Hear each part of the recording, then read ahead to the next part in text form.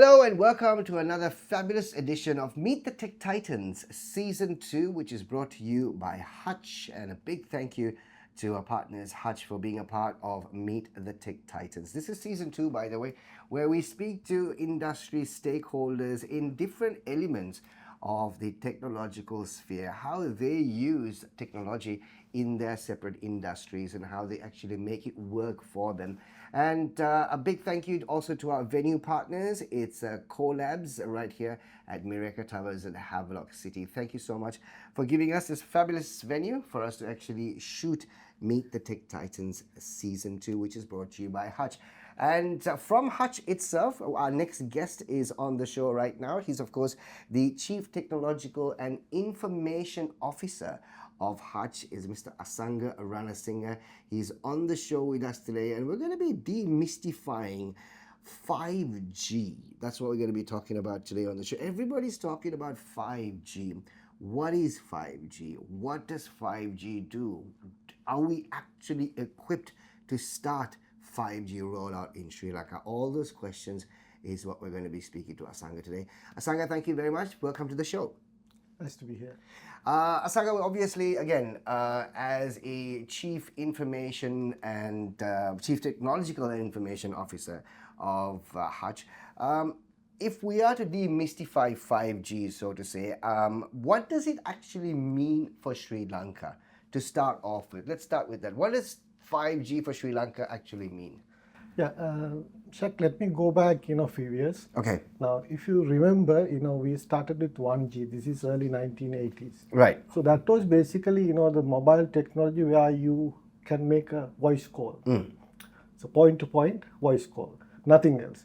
Then, towards the end of 1990s, you got the 2G, which we call the GSM. So that technology was also mainly focusing on voice. So you make a voice call and there was a little bit of data, 2.5 Mbps, very, very slow data speeds. Then later came the 3G.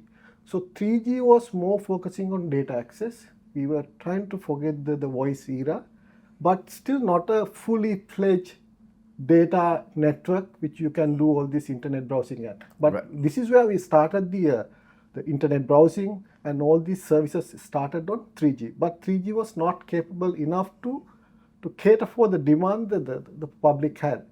Then came the 4G. Actually, 4G is the network which is truly capable of, providing the technical capability to data browsing. Right. So 4G, forget about the voice services.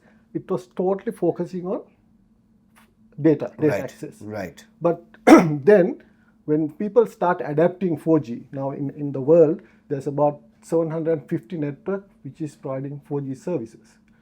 Then came the problem, more people are connecting to the 4G network. How can we cater for the masses? Right. The network is not big enough. This is where the 5G comes in. Okay. 5G stands for fifth generation mobile network. Okay. This is what is 5G is. So we're going to talk about 5G, we're going to demystify 5G, we're going to find out why 5G, but we'll start off with Sri Lanka itself. Would you describe where we are right now in terms of Sri Lanka's overall connectivity landscape? Where are we right now? Now, if you look at, the Sri Lanka telecom industry has been, consolidating. Hutch, Etisalat merge, recently Dialog, Airtel merge, so it has consolidated into 3 networks. Right. So if you look at all the 3 networks, we are basically providing the services for the whole country. 95% of the population is covered by Hutch, and the rest of the operators as well.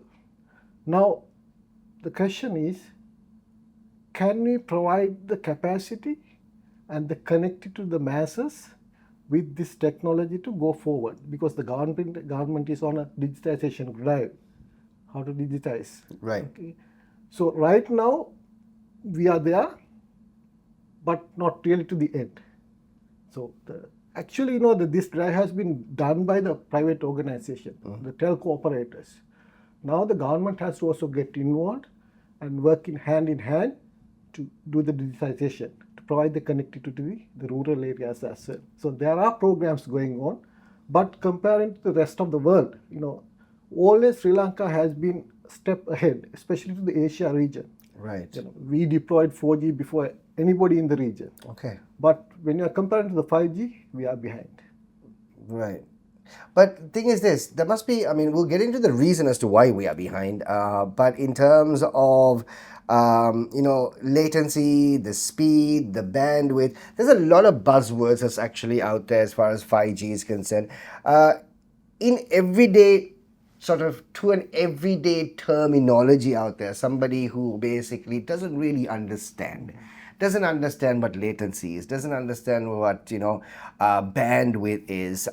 Would someone feel differently in a 5G powered sort of race compared to 4G? So let me explain the difference between the 5G and the 4G and the 5G. Exactly. So if you take a car, compare it to 4G, you can carry 4 people in one car, right? Maybe maximum 5. Right. But the 5G technology is a bus. Right. So it can carry more people, okay, it can go faster. But on top of that, there's a cost involved as well. To maintain a car, the cost is less. But to maintain a bus, cost is higher.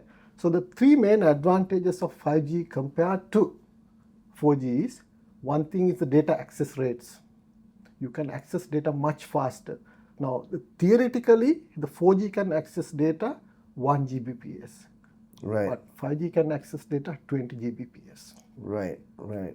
The second most important thing is the latency, what we call the time to get a response. If I talk to you, how long it takes to get a response back to me. That's what we call technically the latency. Right. So the 4G latency is about 50 to 70 milliseconds. But 5G can work in 1 to 2 milliseconds.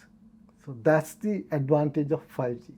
So you can run real-time application which needs quick responses on 5G. Right. And the third factor is the capacity. Like I said, 4G is a car which can carry maximum up to 4 people, right? But if you consider 5G is a bus, it can carry more people. So it can provide more capacity to access data. So your network will not slow down. So those are the main 3 advantages of 5G. So we are a population of about 22 million, right? And we have very good internet penetration, especially through mobile phones, right? Yeah. And it is increasing on a daily basis. But in such a small population, are we not sufficient enough to hold on to 4G? Or is the demand basically rising so much that we're tapping on the 5G doors? Like I said, the 5G's 3 main factors. Right. Data speed access, the latency, and the capacity. Right. Now in Sri Lanka, the ecosystem is still not there to use 5G. Okay. So mainly in Sri Lanka, the 5G focus is to provide the capacity, because now the 4G networks are getting clogged. Right. Right? Because the network capacity depends on the spectrum available for the network carrier, which is a finite resource. Our government or the regulator will allocate a spectrum. So with that spectrum, there is a limited capacity that we can provide to the public. Right. When we run out of that capacity, we have 2 options.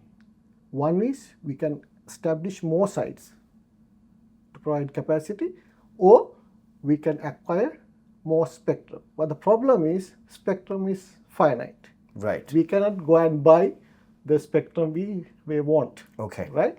Then what we have to do? We have to upgrade the technology to provide more capacity. This is where the 5G comes in. Now, in Sri Lanka, the context, still we can provide the capacity for rural areas with 5G. But in future, we might need 5G to provide capacity in the major cities. Okay, so Asanga, let's talk about this. Now, obviously, we're looking at some, like I said, we're looking at some of the buzzwords as far as 5G is concerned, right? Now, if you ask a normal person out there, comparatively 4G, 5G, the only thing they'll say is faster, right? Yeah. I mean, someone like you will have to tell us exactly what the attributes of 5G are. And there are certain, again, like you said, 5G hasn't been completely rolled out in Colombo or in Sri Lanka as yet. Yeah. Right? And there are certain places that obviously have 5G, there are certain places that actually have 4G. So are we still on a test phase with 5G? In Sri Lanka, we are all networks still running on a trial test. Why is that? I mean, we're talking about 5G, why are we still running on trial? Like I said, the spectrum, okay, the frequency belong to the government of Sri Lanka or the public. Okay. That has to be allocated to the operator so we can use it for the 5G network. So this has to be auctioned so the operators can purchase the spectrum, then roll out a commercial 5G network. So Okay. Right now, what the government has done is they have allocated test spectrum to us so we can test our networks. Okay. And it will be commercialized once the process is completed, once the spectrum is permanently allocated to each and every operator. So, so the spectrum is available, right? And the spectrum needs to be, the spectrum is owned by the government of Sri Lanka. Yeah. So the spectrum has to be auctioned out, and individual networks out there can actually buy part of the spectrum in terms of the auction. What's stopping? So I think the 5G adaptation, government has to have a proper policy. What we are going to do with 5G. Okay. Because it's not like, rolling out a 2G network, 3G network or 4G network. 5G is a very expensive business, like Okay. I said. One thing is to cover one 4G site, we will need about 3 5G sites. Oh, really? Okay. And the power consumption for each site is much higher, maybe 40-50% higher than a normal 4G tower. Right. And other than that, when you use 5G, you need to connect each and every tower of this with optical fiber. You cannot just use microwave to connect towers. Right. So those are the technical barriers we have. So the government has to make sure these can be met. The cost is there. Other than that, there are other factors which government needs to consider. We will come to that in later. How to, enable 5G in Sri Lanka, government had to consider. So if you leave alone only the operators to roll out 5G, that won't work. It won't work. So obviously 5G, at least the good news is the fact that the 5G facility is available, right? But it is a case of rolling out. Considering what Sri Lanka has gone through in the last 3 or 4 years, we were hammered by COVID, and then of course we had economic issues that we were going on right now. So are we in a position to roll out 5G, or are we good, or are we as corporates and industries in Sri Lanka, by not having 5G, are they losing out to the rest of the world in any way? No, 4G can cater for all the demands in Sri Lanka right now. So we are still not losing out. Okay. The 5G ecosystem is still not set up properly in Sri Lanka. So if you take the 5G use cases, the main is low latency application like autonomous cars, Right. which has not come to Sri Lanka yet. Okay. Then AV and VR. AR and VR. VR. Yeah. AR and VR. Yeah. AR and VR. So for that, which you need the a lot of bandwidth and the latency improvements. So those kind of technology, you need 5G. Virtual realization, augmentation, you need that. Then we can talk about medical uses like remote surgery and remote diagnosis. These kind of things can be done with 5G. But that ecosystem is still not set up in Sri Lanka. So we are not missing out anything. With the current existing 4G technology, we can cater for the Sri Lankan demand right now. But eventually, 5G will come into Sri Lanka. We have to build the ecosystem to support the 5G networks. So beyond streaming and downloads, what kind of industries actually stand to gain from 5G in Sri Lanka? Now, you did mention a few things.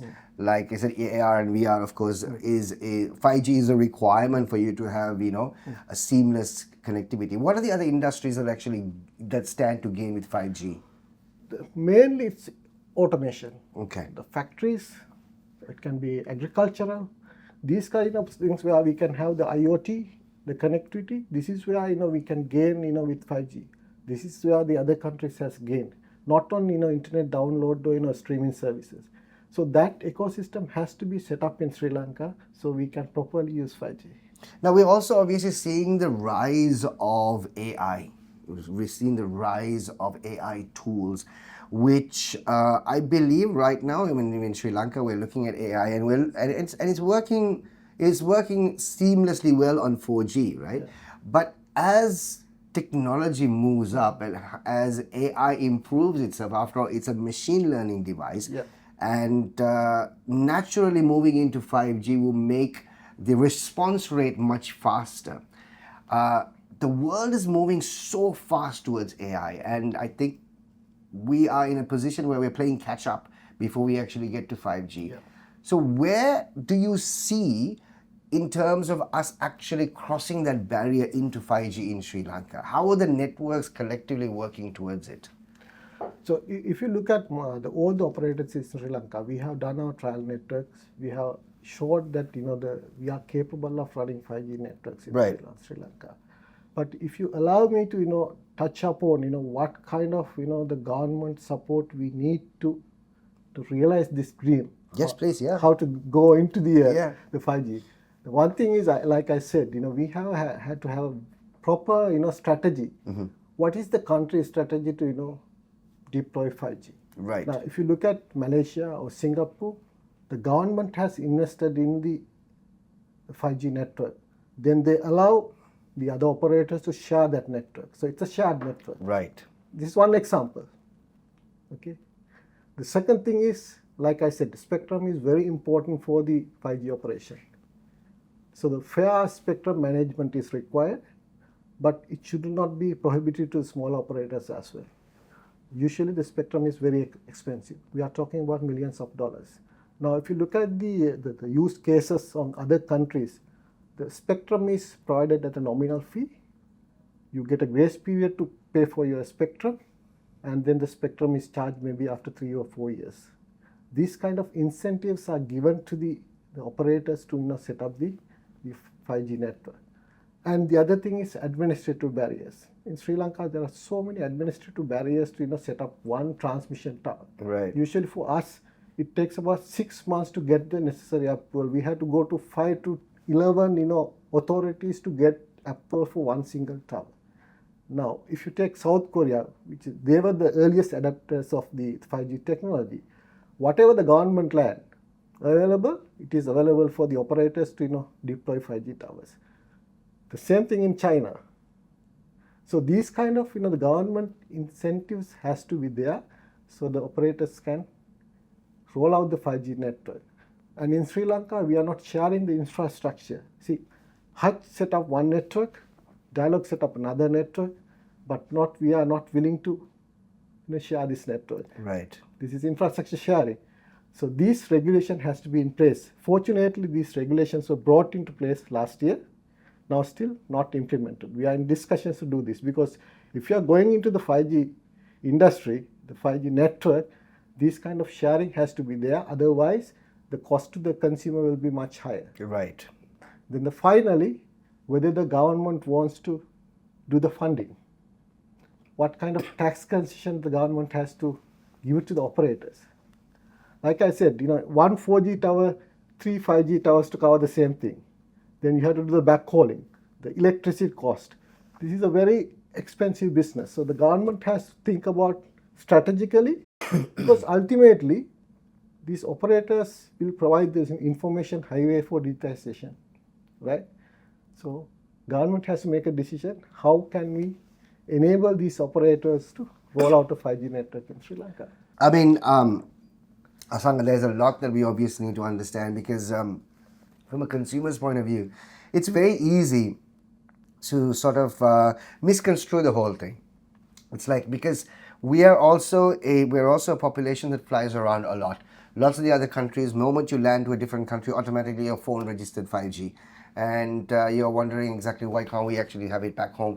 Because like you said, there are so many barriers for us to basically cross before we get into 5G. And the cost factor is also something that needs to be looked into. But if there's one thing you want Sri Lankans to actually know about 5G revolution, before we wind up with the conversation, what would it actually be right now? Because like you said, networks out there are promoting 5G. Now, if you say that we are not commercially ready for 5G as yet and we're still testing, then what is the reason for networks out there to start promoting 5G? Is it to get consumer demand high, or for the consumers to understand the 5G revolution that's actually at the moment there. What's the reason?